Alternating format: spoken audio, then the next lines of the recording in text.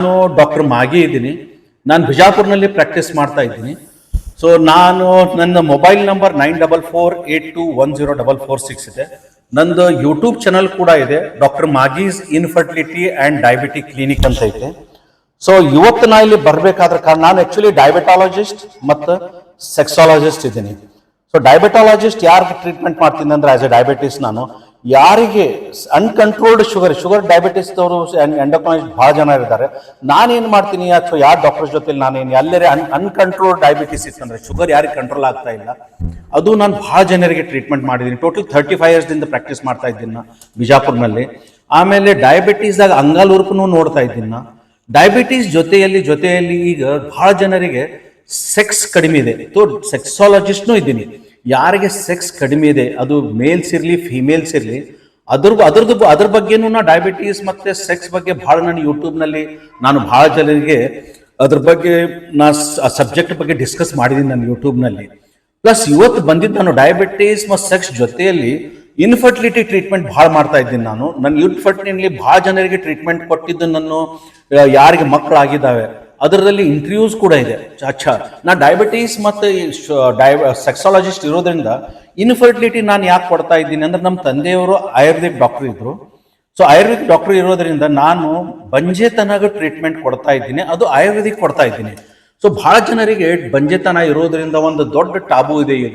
ಈಗಿನ ಕಾಲದಲ್ಲಿ ಭಾಳ ಜನರಿಗೆ ಈಗ ಬರ್ನಿಂಗ್ ಇಶ್ಯೂ ಏನಿದೆ ಅಂದ್ರೆ, ನಾನು ನೋಡ್ತಾ ಇದ್ದೀನಿ, ಒಂದು ಡಯಾಬಿಟೀಸ್ ಇದೆ, ಸೆಕ್ಸ್ ಇದೆ, ಮತ್ತೆ ಬಂಜೆತನ ಇದೆ, ಅಂದ್ರೆ ಇನ್ಫರ್ಟಿಲಿಟಿ ಇದೆ. ಇವು ಮೂರು ನಾನು ಟ್ರೀಟ್ಮೆಂಟ್ ಮಾಡ್ತಾ ಇದ್ದೀನಿ. ಸೊ ಇನ್ಫರ್ಟಿಲಿಟಿ ಬಗ್ಗೆ ನಾನು ಯಾಕೆ ಇವತ್ತು ಬಂದು ಹೇಳ್ತಾ ಇದ್ದೀನಿ ಅಂದ್ರೆ, ನಮ್ಮ ತಂದೆಯವರು ಕೊಡ್ತಾ ಇದ್ರು, ಭಾಳ ಜನರಿಗೆ ಮಕ್ಕಳಾಗಿದ್ದಾವೆ ನನ್ನ ಔಷಧದಿಂದ ಅಥವಾ ನಮ್ಮ ತಂದೆ ಔಷಧದಿಂದ. ಸೊ ಇದು ನಾನು 10-12 ವರ್ಷದಿಂದ ಕೊಡ್ತಾ ಇದ್ದೀನಿ. ನಮ್ಮ ತಂದೆಯವರು 40-50 ವರ್ಷದಿಂದ ಬಿಜಾಪುರದಾಗ ಕೊಡ್ತಾ ಇದ್ರು. ಮತ್ತು ಯಾರ್ಯಾರಿಗೆ ಮಕ್ಕಳಾಗಿದೆ ಅದು ಯೂಟ್ಯೂಬ್ನಲ್ಲಿ ಕೂಡ ಇದೆ, ನನ್ನ ಕೂಡ ಇದೆ. ಯಾಕಂದ್ರೆ ಹೆಸರು ಹೇಳಕ್ ಬರೋದಿಲ್ಲ ನನಗೆ. ಸೊ ಭಾಳ ಜನರಿಗೆ ಮಕ್ಕಳಾಗಿದೆ. ನನಗೆ ಇದು ಒಂದು ದೇವರು ಸದಾವಕಾಶ ಕೊಟ್ಟಿದ್ದಾನೆ. ಒಂದು ಇಲ್ಲಿ ಬಂದಿದ್ದು ನನ್ನ ಪ್ರೆಸ್ ಬಾಂಧವರಿಗೆ ಥ್ಯಾಂಕ್ಸ್ ಹೇಳ್ಬೇಕು. ಯಾಕಂದ್ರೆ ಇವ್ರ ಮುಖಾಂತರ ನಾನು ನಿಮ್ಗೆಲ್ಲರಿಗೆ ತಿಳಿಸೋದು ಏನಂದ್ರೆ, ಯಾರ್ಯಾರಿಗೆ ಬಂಜೆತನ ಇದೆ, ಸೊ ಯಾರಾದ್ರೂ ಬಂಜೆತನ ಇರಲಿ ನನ್ಗೆ ಕಾಂಟ್ಯಾಕ್ಟ್ ಮಾಡಲಿ. ನಾನು ಅವ್ರಿಗೆ ಏನು ಔಷಧ ಚೆಕ್ ಮಾಡಿ, ಅದು ಮೇಲ್ ಬಂಜೆತನ ಇರಲಿ ಫಿಮೇಲ್ ಬಂಜೆತನ ಇರಲಿ, ಸೊ ಅವ್ರಿಗೆ ನಾನು ಏನು ಮಾಡ್ತೀನಿ, ಚೆಕ್ ಮಾಡಿ ಅವ್ರಿಗೆ ನಾನು ಔಷಧ ಕೊಟ್ಟ ಮೇಲೆ ಯಾವಾಗ ಕೊಡಬೇಕು, ಏನು ಕೊಡ್ಬೇಕಂತ ಹೇಳ್ತೀನಿ. ಸೊ ನಿಮ್ಗೆ ಯಾರಿಗಾದ್ರೂ ಇದ್ರ ಬಂಜೆತನ ಬಗ್ಗೆ ಕೇಳಬೇಕಾದ್ರೆ, ಅಥವಾ ಡಯಾಬಿಟೀಸ್ ಬಗ್ಗೆ ಸೆಕ್ಸ್ ಬಗ್ಗೆ ಕೇಳಬೇಕಾದ್ರೆ, ಇಲ್ಲೆಲ್ಲ ನನ್ನ ಫ್ರೆಂಡ್ಸ್ ಇದ್ದಾರೆ, ಪ್ರೆಸ್ ಫ್ರೆಂಡ್ಸು, ಯಾರಾದ್ರೂ ಕ್ವಶನ್ ಕೇಳಬೇಕಾದ್ರೆ ಕೇಳಬಹುದು ನನಗೆ. ಬಂಜೆತನ ಡಯಾಬಿಟೀಸ್ ಒಂದು ಕಾರಣ ಇದೆ ಬಂಜೆತನ ಆಗ್ಬೇಕಾದ್ರೆ. ಸೊ ಡಯಾಬಿಟಿಸ್ ಒಂದು ಕಾರಣ ಇದೆ, ಬರೇ ಬಂಜೆತನ ಆಗೋದು ಡಯಾಬಿಟಿಸ್ ಇದ್ದವ್ರಿಗೆ ಮಾತ್ರ ಬರೋದಿಲ್ಲ, ಎಲ್ಲರಿಗೂ ಬರುತ್ತೆ. ನಾನು ನೋಡೋದು ಡಯಾಬಿಟಿಸ್ ಇರ್ಲಿ ಡಯಾಬಿಟಿಸ್ ಇರ್ಲಾರ್ದು ಇರಲಿ, ಬಂಜೆತನ ಮೇಲ್ ಅಥವಾ ಫಿಮೇಲ್ ಅವ್ರಿಗೆ ನಾನು ಟ್ರೀಟ್ಮೆಂಟ್ ಕೊಡ್ತಾ ಇದ್ದೀನಿ. 40 ವರ್ಷಗಳ ನಂತರ ಸಹಜವಾಗಿಯೇ 40 ಇಯರ್ಸ್ ಅಂತ ಇಲ್ಲ, ಈಗ ನೀವು ಹೇಳ್ತಾ ಇರಲಿಲ್ಲ, ಬರೀ 40 ಇಯರ್ಸ್ ಹೇಳ್ತಾ ಇದ್ದೀರಿ ಸಾಹೇಬ್ರೆ. 40 ಇಯರ್ಸ್ ಅಂತಿಲ್ಲ.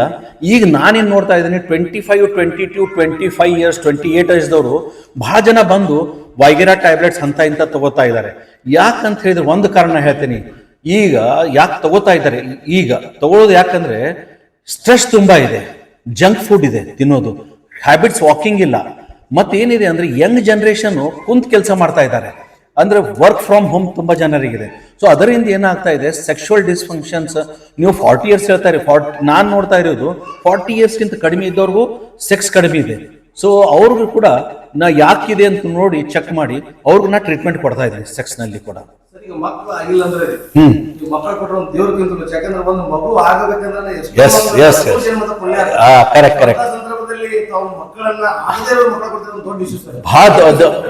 ಅದ್ರ ಬಗ್ಗೆ ನಾ ಹೇಳ್ತಾ ಇದ್ದೀನಿ. ನನ್ನ ಕಡೆ ಎಷ್ಟೋ ಜನರು ಬರ್ತಾ ಇದ್ದಾರೆ, ಮಕ್ಳು ಇಲ್ಲ ಅಂತ ಹೇಳಿ ವಿಚ್ಛೇದನ ಬಹಳ ಮಂದಿಗಾಗಿದೆ. ಸೊ ಅಂತ ಫ್ಯಾಮಿಲಿ ಕೂಡ ನಾ ಇಬ್ಬರಿಗೂ ಕೂಡಿ ಕೌನ್ಸಿಲಿಂಗ್ ಮಾಡಿ ನೋಡಿ, ಇದು ಮಕ್ಕಳ ಸಲುವಾಗಿ ನೀವು ವಿಚ್ಛೇದನ ಮಾಡಬೇಡ್ರಿ, ಒಂದು ಜೀವನ ಇದೆ ಗಂಡ ಹೆಂಡ್ತಿದು, ನೀವು ಒಂದು ಚಾನ್ಸ್ ಕೊಡಿ. ಯಾಕಂದ್ರೆ ಬರೀ ನೀವು ಹೆಂಗಸರ್ ಮಾಡಿ ಹೇಳುವುದು ಅವಶ್ಯಕತೆ ಇಲ್ಲ. ಬಂಜೆತನ ಬರೀ ಫಿಮೇಲ್ಸ್ ನಲ್ಲಿ ಇದೆ ಅಂತ ಹೇಳಿ ಬಹಳ ಜನ ಹೇಳ್ತಾರೆ. ಫಿಮೇಲ್ಸ್ ನಲ್ಲಿ ಅಂತ ಮೇಲ್ಸ್ ನಲ್ಲಿಯೂ ಕೂಡ ಇದೆ ಬಂಜೆತನ. ಯಾಕಂದ್ರೆ ಸ್ಪರ್ಮ್ ಕೌಂಟ್ ಯಾಕಾಗ್ತಾ ಇದೆ, ಗುಟ್ಕಾ ತಿಂತಾ ಇದ್ದಾರೆ, ಸಿಗರೇಟ್ ಸೇರ್ತಾ ಇದ್ದಾರೆ, ತಂಬಾಕಿದೆ, ದಾರು ಇದೆ, ಆದ್ರೆ ಮತ್ತೆ ವೇಟ್ ಜಾಸ್ತಿ ಇದೆ ಈಗಿನ ಕಾಲದಲ್ಲಿ. ಸೊ ಇವೆಲ್ಲ ಕಾರಣದಿಂದ ಸೆಕ್ಸ್ನೂ ಕಡಿಮೆ ಆಗ್ತಾ ಇದೆ, ಬಂಜೆತನೂ ಜಾಸ್ತಿ ಇದೆ. ಸೊ ಅದು ನಾನು ಏನು ಹೇಳ್ತೀನಿ ಎಲ್ಲರಿಗೂ, ಇವು ನನ್ನ ಕಡೆ ಬಂದಾಗ ಎಲ್ಲರಿಗೂ ಬಂಜೆತನ ಯಾವ ಟ್ರೀಟ್ಮೆಂಟ್ ಮಾಡ್ತಾ ಇದ್ದೀನಿ ನಾನು ಎಲ್ಲರಿಗೂ ಹೇಳ್ತೀನಿ.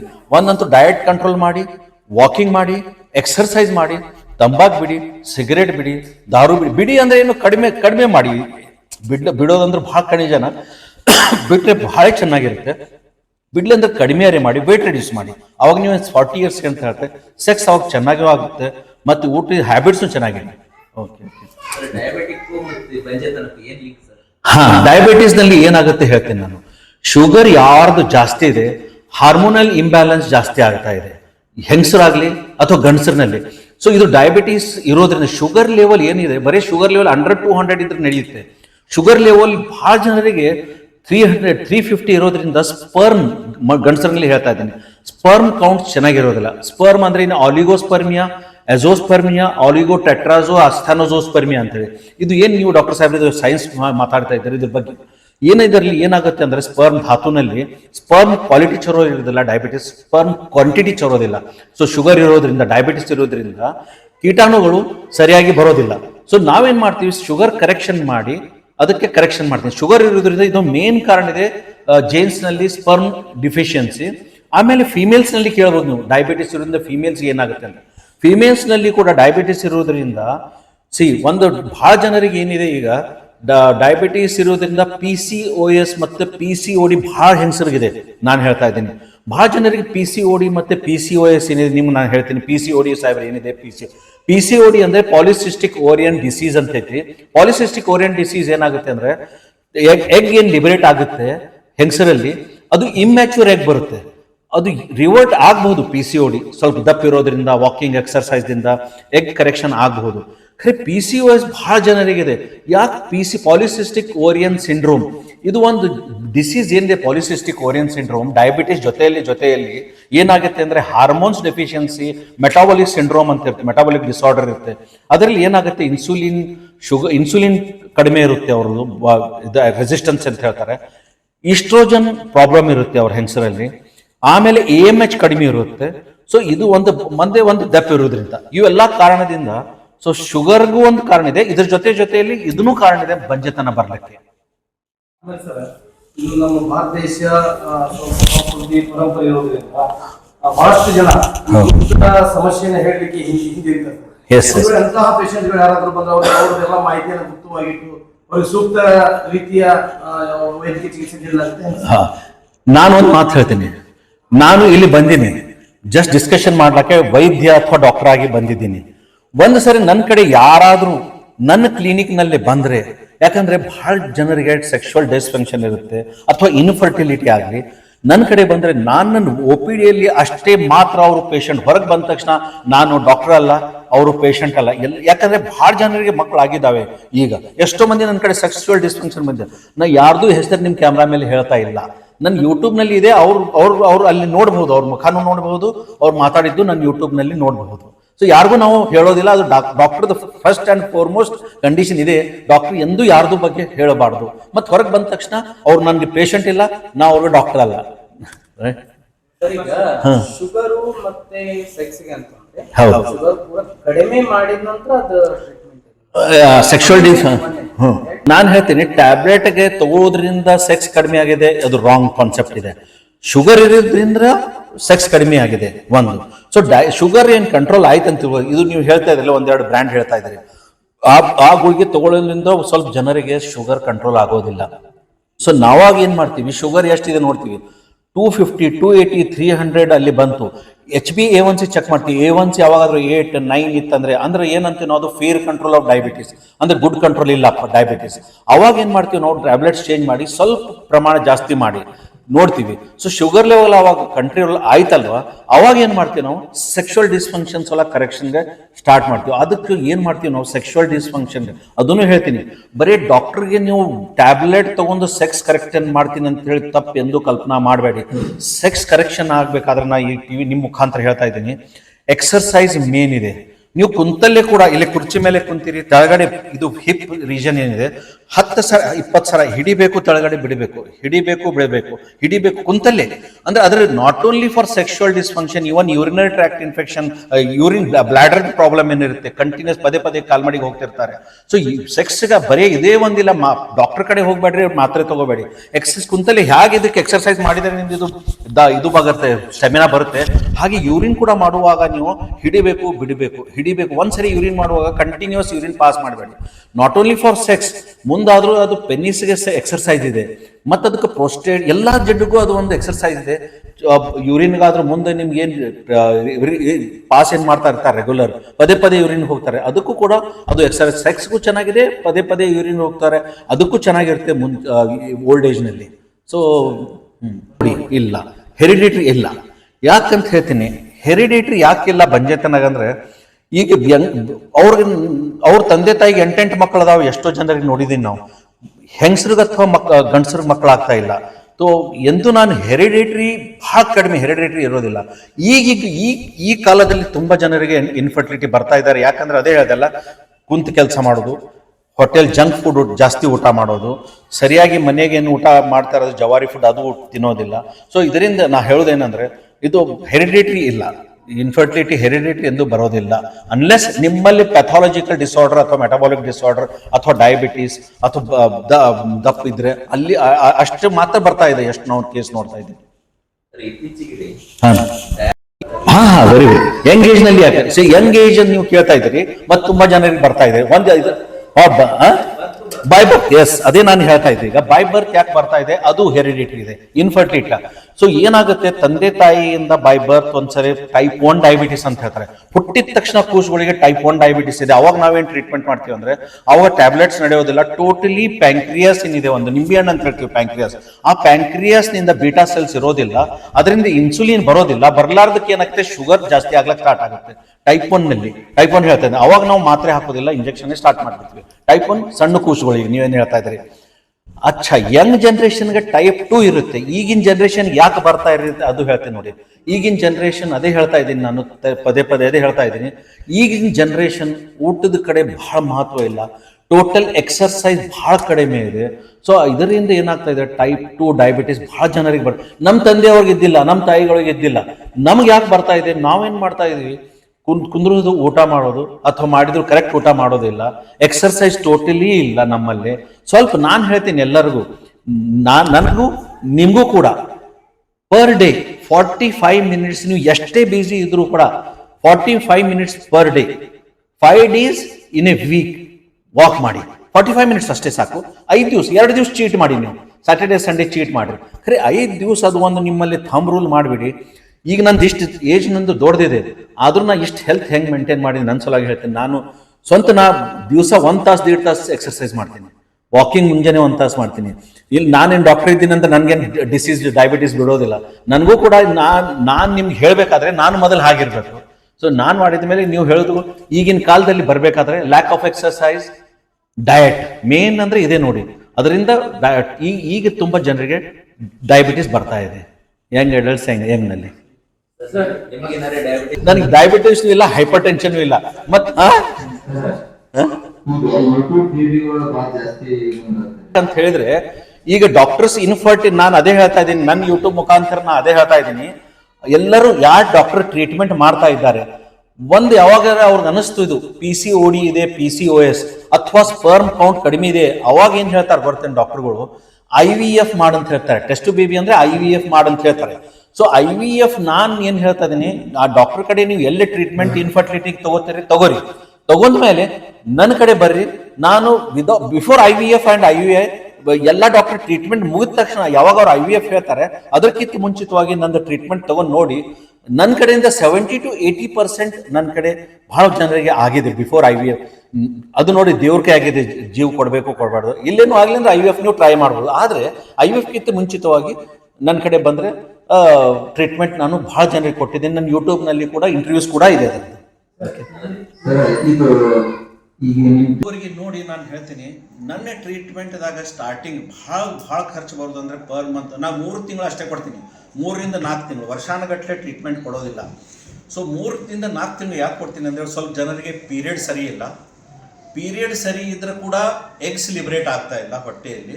ಸೊ ನಾನು ಅದಕ್ಕೆ 3 ರಿಂದ 4 ತಿಂಗಳು ಯಾಕೆ ತಗೋತೀನಿ ಅಂದರೆ ಪೀರಿಯಡ್ ಸರಿ ಮಾಡ್ತೀನಿ, ಆಮೇಲೆ ಎಗ್ಸ್ ಏನು ಲಿಬ್ರೇಟ್ ಆಗೋದಿದೆ ಅದಕ್ಕೆ AMH ನೋಡಿ ಎಗ್ಸ್ ಲಿಬ್ರೇಟ್ ಆದಾಗ ನಾನೇನು ಔಷಧ ಕೊಡ್ತೇನೆ ನಮ್ಮ ತಂದೆಯವ್ರದ್ದು, ಅವಾಗ ಹೇಳ್ತೀನಿ ಈ ಔಷಧಿ ಪೀರಿಯಡ್ಸಲ್ಲಿ ತಗೋರಿ, ಆಮೇಲೆ ಗಂಡ ಹೆಂಡತಿ ಯಾವಾಗ ಕೊಡಬೇಕು ಅವಾಗ ನಾನೇ ಇನ್ಸ್ಟ್ರಕ್ಷನ್ ಕೊಡ್ತೀನಿ. ಸೊ ಅವಾಗ 3 ತಿಂಗಳು ಅಷ್ಟೇ ಕೊಡ್ತೀನಿ. ಮತ್ತು ನೀವು ಹೇಳ್ತಾ ಇದ್ದರೆ ಎಷ್ಟು ಬಜೆಟ್ ಬರ್ತೈತೆ ಅಂತೇಳಿ. IVF ನನ್ನ ಕಡೆ ನೋಡಿದ್ದೀನಿ ನಾನು, ಲಾಸ್ಟ್ ಕಡಿಮೆ ಅಂದರೂ 5 ಲಕ್ಷನೂ ಬರ್ಬೋದು, 10 ಲಕ್ಷನೂ ಬರ್ಬೋದು, 15 ಲಕ್ಷ, ಅದಕ್ಕೇನು ಲಿಮಿಟ್ ಇಲ್ಲ. ಯಾಕಂದರೆ 1 ಸರಿ ಟ್ರೈ ಮಾಡ್ತಾರೆ, 2 ಸರಿ ಡಾಕ್ಟ್ರು ಯಾರಾದರೂ ಟ್ರೈ ಮಾಡ್ಲಿಕ್ಕೆ ಇರ್ತಾರೆ, ಯಾರಾದರೂ ಕೆಡಿಸ್ಬೇಕಂತ ಇರೋದಿಲ್ಲ. ಎಲ್ಲ ಡಾಕ್ಟರ್ಸ್ ಅಷ್ಟೇ, ದೇವರು ಎಲ್ಲರೂ ಒಳ್ಳೇದು ಮಾಡಲಿ ಅಂತ ಮಾಡ್ತಿರ್ತಾರೆ, 1 ಸರಿ ಸಕ್ಸಸ್ ಆಗೋದಿಲ್ಲ. ಸೊ ನನ್ನಲ್ಲಿ ಏನು ಟ್ರೀಟ್ಮೆಂಟ್ ತೊಗೋತಾರೆ, ಭಾಳ ಜನರಿಗೆ ನನಗೆ ಅನಿಸ್ತೈತೆ 30-40 ಪರ್ ಮಂತ್ ಅರೌಂಡ್ 10,000 to 20,000 ಅಷ್ಟೇ ಬರುತ್ತೆ. ಸೊ ಅದು ನಾನು 3 months ಅಷ್ಟೇ ಕೊಡ್ತೀನಿ. ಸೊ ಇನ್ ಕೇಸ್ ಸ್ವಲ್ಪ ಜನರಿಗೆಲ್ಲ ಚೆನ್ನಾಗಿದ್ರೆ ನಾನು ಔಷಧನೂ ಕೊಡೋಂಗಿಲ್ಲ, ಬರೀ ಡೈರೆಕ್ಷನ್ ಕೊಡ್ತೀನಿ, ಇಷ್ಟು ಫಿಸಿಕಲ್ ಇದು ಕೊಡಿ. ಸೊ ಸ್ಪರ್ಮ್ ಕರೆಕ್ಟ್ ಇದೆ, ಹೆಂಗಸರಲ್ಲಿ ಕರೆಕ್ಟ್ ಇದು ಇತ್ತಂದರೆ ಒಂದೊಂದು ಸರಿ ಏನಾಗುತ್ತೆ, ಗಂಡ ಎಲ್ಲೋ ಇರ್ತಾನೆ, ಟೈಮ್ ಸಿರಿ ಇಂಟರ್ಕೋರ್ಸ್ ಇರೋದಿಲ್ಲ, ಅವಾಗ ಕೂಡ ಬಂಜೆತನ ಆಗುತ್ತೆ. ಸೊ ನೋಡಿದ ಮೇಲೆ ಅದು ರಿಚ್ ಮಂದಿಗೆ ಅಷ್ಟೇ ಕೊಡೋದಂತಿಲ್ಲ, ಬಡವ್ರಿಗೂ ಯಾರು ಇಂಡಿಯಾನಲ್ಲಿ ನನಗೆ ಅನಿಸುತ್ತೆ ಬಡವ್ರು ಯಾರೂ ಇಲ್ಲ. ಯಾಕಂದರೆ ನಾನು ಮೊನ್ನೆ ಒಂದು ಕ್ವಶನ್ ಕೇಳಿದ್ರು, ನಾನು ಇದಕ್ಕೆ ಹೋದಾಗ ಒಂದು ಯಾವುದೋ ನಾನು ಚಾನಲ್ನಲ್ಲಿ ಇದ್ದೆ, ಡಾಕ್ಟರ್ ಸಾಹೇಬ್ರೆ ಈಗ ಬಡವ್ರು ಯಾರಿದ್ದಾರೆ ಗುಟ್ಕಾನೆ 50 ರೂಪಾಯಿದೆ, 80 ಎಷ್ಟೋ ಐತೆ ಅಂತ ಹೇಳಿದ್ರು, ಪರ್ ಡೇ 4-5 ತಿಂತಾರೆ, ಅದ್ರಾಗ ಡ್ರೈ ಫ್ರೂಟ್ಸೇ ಬರ್ತಾವೆ ಅಂತೇಳಿ. ಬಡತನ ಇಂಡಿಯಾನಲ್ಲಿ ಇಲ್ಲ ಎಲ್ಲಿಯೂ, ಯಾಕಂದರೆ 200-300 ರೂಪಾಯಿದೆ ಗುಟ್ಕಾ ತಿಂತಾ ಇದ್ದಾರೆ, ಅಂದರೆ ತಿಂಗಳು 9,000 ರೂಪಾಯಿ ಆಯ್ತು ಈಗ. ಸೊ ಯಾರು ಬಡವ್ರು ಯಾರು ನಮ್ಗೆ ತಿಳಿದಿಲ್ಲ ಈಗ. ಸೊ ಆದರೂ ಕೂಡ ಅದರಲ್ಲಿ ನನ್ನ ಅಷ್ಟು ಖರ್ಚೇನು ಬರೋದಿಲ್ಲ. ಈ ಯಶಸ್ವಿನಿ ಅಂತ ಇಂಥ ಯಾವ್ದು ಸೌಲಭ್ಯಗಳು ತಮ್ಮ ದವಾಖಾನೆ ಅನ್ನಿಸ್ತಾವೆ ಸರ್? ಇನ್ಫರ್ಟಿಲಿಟಿಗೆ ಯಾವುದು ಇನ್ನೂ ತನಕ ಗೌರ್ಮೆಂಟ್ ಸರ್ಕಾರಿ ಸ್ಕೀಮ್ಗಳು ಯಾವ ಇಲ್ಲ. ಮತ್ತೆ ನಂದು ಏನಿದೆ ಅಂದರೆ ಬೇಸಿಕ್ಲಿ ಆಯುರ್ವೇದಿಕ್ ಇದೆ. ಆ್ಯಂಡ್ ಸೆಕೆಂಡ್ ಥಿಂಗ್ ನಿಮ್ಗೆ ಹೇಳ್ತೀನಿ, ಇದೇ ಚಾನಲ್ ಮುಖಾಂತರ ಸೈಡ್ ಎಫೆಕ್ಟ್ 0 ಇದೆ.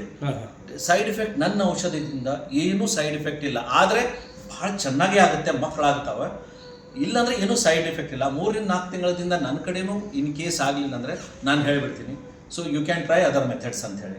ನನ್ನ ಕಡೆ 100% ಆಗ್ತಿತ್ತು ಅದನ್ನು ಹೇಳೋದಿಲ್ಲ. ಸೊ ಇದೆ ಇಫ್ಸ್ ಆ್ಯಂಡ್ ಬಟ್ಸ್ ಇದೆ. ಆದರೆ ನನ್ನ ಕಡೆ ಎಲ್ಲ ಟ್ರೀಟ್ಮೆಂಟ್ ಮುಗಿಸಿದ ಮೇಲೂ ಕೂಡ ನಮ್ಮ ತಂದೆಯವರ ಔಷಧದಿಂದ ಆಗಿದೆ. ಬಟ್ ನೀವು ಕೊಡೋದು ಆಯುರ್ವೇದಿಕ್? ಹಾಂ, ನಾನು ಆ್ಯಕ್ಚುಲಿ ಇರೋದು ಡಯಾಬಿಟಾಲಜಿ ಸೆಕ್ಸಾಲಜಿ. ಖರೆ ನಾನು ಕೊಡೋದು ಔಷಧ ನಮ್ಮ ಅಪ್ಪ ಅವ್ರದ್ದು ಏನು ಔಷಧ ಇದೆ ಅದೇ ನಾನು ಏನು ಮಾಡಿದೆ, ಸ್ವಲ್ಪ ಎಕ್ಸ್ಪಾಂಡ್ ಮಾಡಿ ಅಲೋಪತಿಕ್ ಮತ್ತು ಆಯುರ್ವೇದಿಕ್ ಕೊಡ್ತಾ ಇದ್ದೀನಿ. ಅದು ಯಾಕೆ ಕೊಡ್ತಾ ಇದ್ದೀನಿ, ಅದನ್ನು ನಮ್ಮ ತಂದೆಯವ್ರು ತೀರ್ಕೊಂಡ್ರು 10 ವರ್ಷದಿಂದ. ಅವ್ರು ಅರ್ಧಂಬರ್ಧ ಮಂದಿಗೆ ಮಾಡಿದ್ರು. ಅವಾಗ ನನಗೆ ಹೇಳಿದ್ರು, ಡಾಕ್ಟರ್ ಸಾಹೇಬ್ರೆ ನಿಮ್ಮ ತಂದೆಯವ್ರು ಕೊಡ್ತಾ ಇದ್ರು, ನೀವು ಕೊಡ್ರಿ ಅಂತ ಹೇಳಿ. ಸೊ ನಮ್ಮ ತಂದೆಯವ್ರ ಜೊತೆಲಿ ನಾನು ಕುಂದಿರ್ತಿದ್ದೆ ಅವಾಗ ಪ್ರಾಕ್ಟೀಸ್ ಮಾಡೋದು, ಅದು ನಾನು ಕಲ್ತಿದ್ದೆ. ಸೊ ಅವ್ರು ಹೇಳಿದ ಮೇಲೆ ನಾನು ಇದಕ್ಕೆ ಸ್ಟಾರ್ಟ್ ಮಾಡಿದೆ, ಇಲ್ಲಾಂದ್ರೆ ನಾನು ಇದರಲ್ಲಿ ಬರ್ತಿದ್ದಿಲ್ಲ. ಮತ್ತೆ ಬಂಜೆತನ, ಡಯಾಬಿಟಿಸ್ ಮಾತ್ರ life style one of the reason ಇದೆ. ಬಂಜೆತನೂ ಒನ್ ಆಫ್ ದಿ ರೀಸನ್ ಇದೆ. ಅದೇ ರೀಸನ್ ಅಂತಿಲ್ಲ, one of the reason. Sir ಆಮೇಲೆ 70 ವರ್ಷದಿಂದ. ಸೊ ಅವ್ರು 40-50 ವರ್ಷ ಪ್ರಾಕ್ಟೀಸ್ ಮಾಡಿದ್ರು ನಮ್ಮ ತಂದೆಯವರು. ಆಮೇಲೆ ಡಯಾಬಿಟಿಸ್ ನೋಡಿ ನಾನು ಅಲೋಪತಿ ಆ್ಯಂಡ್ ಆಯುರ್ವೇದಿಕ್. ಆಯುರ್ವೇದಿಕ್ ನಾನು ಅದ್ರಾಗ ನುರಿತಮ ಡಾಕ್ಟರ್ ಅಲ್ಲ. ಆಯುರ್ವೇದಿಕ್ ಬರೀ ನಾನು ಅಷ್ಟೇ ನಮ್ಮ ಅಪ್ಪ ಅವ್ರದ್ದು ಅಷ್ಟೇ ಔಷಧ ಕೊಡ್ತಾ ಇದ್ದೀನಿ. ಅಲೋಪತಿಗೆ ನಾನು ಕೊಡ್ತಾ ಇದ್ದೀನಿ ಡಯಾಬಿಟಿಸ್ ಬಗ್ಗೆ, ಸೆಕ್ಸ್ ಬಗ್ಗೆ. ನಮ್ಮ ಔಷಧನಾಗೆ ಸೈಡ್ ಎಫೆಕ್ಟ್ ಇದೆ, ಸೈಡ್ ಎಫೆಕ್ಟ್ನೂ ಇದೆ, ಎರಡೂ ಇದೆ. ಸೊ ಯಾವಾಗ ನಾವು ಟ್ರೀಟ್ಮೆಂಟ್ ಮಾಡ್ತಾ ಇದ್ದೇವೆ ಡಯಾಬಿಟಿಸ್ ಆಗಲಿ ಸೆಕ್ಸ್ಗೆ, ನಾವು ಏನು ಮಾಡ್ತೀವಿ, ಬಂದಾಗ ಎವ್ರಿ 3 months ಕಿಡ್ನಿ ಚೆಕ್ ಮಾಡ್ತೀವಿ, ಲಿವರ್ ಚೆಕ್ ಮಾಡ್ತೀವಿ, ಕೊಲೆಸ್ಟ್ರಾಲ್ ಚೆಕ್ ಮಾಡ್ತೀವಿ, ಮತ್ತು 3 ತಿಂಗಳಿಗೆ ಒಂದ್ಸರಿ ಶುಗರ್ ಸಲುವಾಗಿ A1C ಚೆಕ್ ಮಾಡ್ತೀವಿ, HbA1c. ಎಲ್ಲರೇ ವ್ಯತ್ಯಾಸ ಕಾಣಿಸ್ತಂದ್ರೆ ಅವಾಗ ಏನು ಮಾಡ್ತೀವಿ, ನಾವು ಡ್ರಗ್ಸ್ಗೆ ಚೇಂಜ್ ಮಾಡಿ ಬೇರೆ ಡ್ರಗ್ಸ್ ಹಾಕ್ತೀವಿ. ಯಾಕಂದರೆ ನೆಫ್ರೋಟಾಕ್ ಈಗ ನೋಡ್ತೀವಿ ಭಾಳ ಜನರಿಗೆ, ಈಗ ನಮ್ಮ ಕಾಲದಲ್ಲಿ ನಾವೆಲ್ಲ ಯಂಗ್ ಜನರೇಷನ್, ಈಗ ಎಷ್ಟು ಡಯಾಲಿಸಿಸ್ ಸೆಂಟರ್ಸ್ ಆಗಿದ್ದಾವೆ. ನಮ್ಮ ತಂದೆ ತಾಯಿ ಜನರಿಗೆ ಡಯಾಲಿಸಿಸ್ ಒಂದು ಸೆಂಟರ್ ಇದ್ದಿಲ್ಲ. ಈಗ ಯಾಕಿಷ್ಟು ಜಮಖಂಡಿ ಬಿಡ್ರಿ, ನೀವು ಜಮಖಂಡಿಗಿಂತ ಸಣ್ಣ ತಾಲೂಕು, ಸಣ್ಣ ಪ್ಲೇಸ್ನಲ್ಲಿ ಕೂಡ ಡಯಾಲಿಸಿಸ್ ಸೆಂಟರ್ ಇದೆ. ಯಾಕೆ ಡಯಾಲಿಸಿಸ್ ಬರ್ತಾ ಇದೆ ಅಂದರೆ ಶುಗರ್ ಕಂಟ್ರೋಲ್ ಇಲ್ಲ, ಪ್ಲಸ್ ಟ್ಯಾಬ್ಲೆಟ್ಸ್ದು ಸೈಡ್ ಎಫೆಕ್ಟ್ ಇದೆ. ನೀವು ಹೇಳ್ತಾ ಇದ್ದಿಲ್ಲ, ನಮ್ಮ ಟ್ಯಾಬ್ಲೆಟ್ಸ್ ಜೊತೆಯಲ್ಲಿ ಶುಗರ್ನೂ ಒನ್ ಆಫ್ ದಿ ಕಂಡೀಷನ್ ಇದೆ. ಅನ್ಕಂಟ್ರೋಲ್ಡ್ ಶುಗರ್ ಇರೋದ್ರಿಂದ ಕಾಂಪ್ಲಿಕೇಶನ್ಸ್ ಅಲೋಪತಿನಲ್ಲಿ ಇದ್ದೇ ಇದೆ. ಆದರೆ ನಾವು ಅದಕ್ಕೆ ಏನು ಮಾಡ್ತೀವಿ, ಎಲ್ಲಿ ಕಾಂಪ್ಲಿಕೇಶನ್ ಕಾಣಿಸುತ್ತೆ ಅವಾಗ ನಾವು ಟ್ಯಾಬ್ಲೆಟ್ ಚೇಂಜ್ ಮಾಡಿ ಇನ್ಸುಲಿನ್ ಹಾಕ್ಬಿಡ್ತೀವಿ. ಅವಾಗ ಸರ್ ಸೇಮ್ ಅದೇ ಹೇಳ್ತಾ ಇದ್ದೆ, ಡಯಾಲಿಸಿಸ್ ಸಂಪರ್ಕಿಸಬೇಕಾದ್ರೆ ನಾನು ಬಿಜಾಪುರಲ್ಲಿ ಡಾಕ್ಟರ್ AM ಆಗಿದ್ದೀನಿ. ಸ್ಟೇಷನ್ ರೋಡ್ಗಿದ್ದೀನಿ ನಾನು. ಸ್ಟೇಷನ್ ರೋಡ್ ಡಾಕ್ಟರ್ ಮಾಗಿ ಇರ್ತಿದ್ದೆ. ನನ್ನ ಮೊಬೈಲ್ ನಂಬರ್ ಕೂಡ ನನಗೆ ಯಾವಾಗ ಬೇಕಾದ್ರೆ ನೀವು ಕಾಂಟ್ಯಾಕ್ಟ್ ಮಾಡಿ ಕೇಳ್ಬೋದು. ನಾನೇ ಫೋನ್ ಎತ್ತೀನಿ ಯಾವಾಗಾದರೂ, ಯಾಕಂದರೆ ಈ ಪರ್ಸನಲ್ ಪ್ರಾಬ್ಲಮ್ ಇರೋದ್ರಿಂದ. ನನ್ನ ಮೊಬೈಲ್ ನಂಬರ್ 9448210446 ಇದೆ. ನನ್ನ ಯೂಟ್ಯೂಬ್ ಚಾನಲ್ ಇದೆ, ಡಾಕ್ಟರ್ ಮಾಗೀಸ್ ಇನ್ಫರ್ಟಿಲಿಟಿ ಆ್ಯಂಡ್ ಡಯಾಬಿಟಿಕ್ ಕ್ಲಿನಿಕ್. ನಾನು ಇನ್ಸ್ಟಾಗ್ರಾಮ್ ಮೇಲೆಯೂ ಇದ್ದೀನಿ, ನಾನು ಫೇಸ್ಬುಕ್ ಮೇಲೆ ಕೂಡ ಇದ್ದೀನಿ. ನನಗೆ ನೀವು ಫೋನ್ ಮುಖಾಂತರ ನನ್ನ ಕಾಂಟ್ಯಾಕ್ಟ್ ಮಾಡ್ಬೋದು. ಇಲ್ಲಾದರೆ ಮತ್ತೆ ನನಗೊಬ್ಬರು ಹೇಳ್ತಾರೆ, ನಾನು ಬರೀ ಸರ್ ಆನ್ಲೈನ್ ಕಾಂಟ್ಯಾಕ್ಟ್ ಮಾಡಬೇಕು.